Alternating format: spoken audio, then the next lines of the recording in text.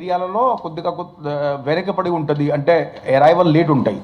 So ఎలా arrival ఉంటుంది, దానికి మూలంగా మనము అది ఓపెన్ చేయబోతున్నాము. ఈరోజు వరకు 13.13 LMT ఆల్రెడీ మనము సేకరణ చేయడం జరిగింది. దాంట్లో దొడ్డు రకం 10 ఇంచుమించుగా 10 LMT ఉన్నది, సన్న రకం 3 ఉన్నది. బట్ రాబోయే రోజుల్లో ఇప్పుడు సన్న రకం ఎక్కువ వస్తుందని మేము ఆశిస్తున్నాము. మరియు ప్రతి ఒక్కసారి లాగా పేమెంట్ గురించి మనం బాగా టైట్గా ఉన్నాము. ఇనీషియల్గా ఇది కొద్దిగా సాఫ్ట్వేర్లో అడ్జస్ట్మెంట్ చేయాల్సింది పడింది, బట్ మాది పేమెంట్ కూడా పికప్ అవుతుంది. 1560 crores, 1560 crore పైన ఆల్రెడీ ఫార్మర్స్కి, రైతాంగానికి ఖాతాలో పడిపోయింది. బోనస్ గురించి కొంత ఇనీషియల్గా అనుమానాలు ఆపులాలు ఉండే. బోనస్ కూడా 9.21 సుమారుగా ఇంచుమించుగా ఇవాళ కలిపితే 10 కోట్లు దాటిపోతాము. సో ఎంతోమందికి ఆల్రెడీ బోనస్ కూడా పేమెంట్ చేయడం జరిగింది. ఒక ఛానల్లో బ్రేకింగ్ న్యూస్ కూడా వచ్చారు. అప్పటికే మనం కంటిన్యూస్గా ఇది ఉంటుంది.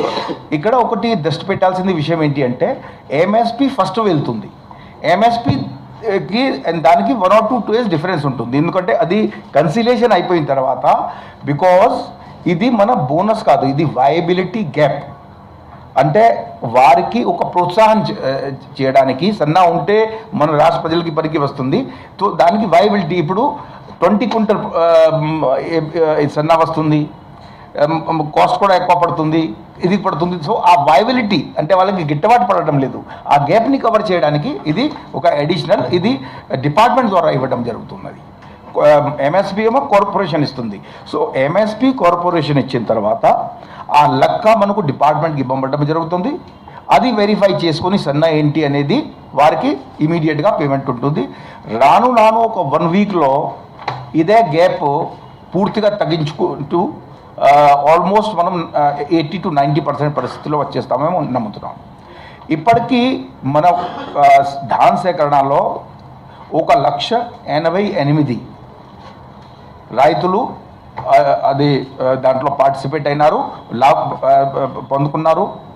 And already 13.30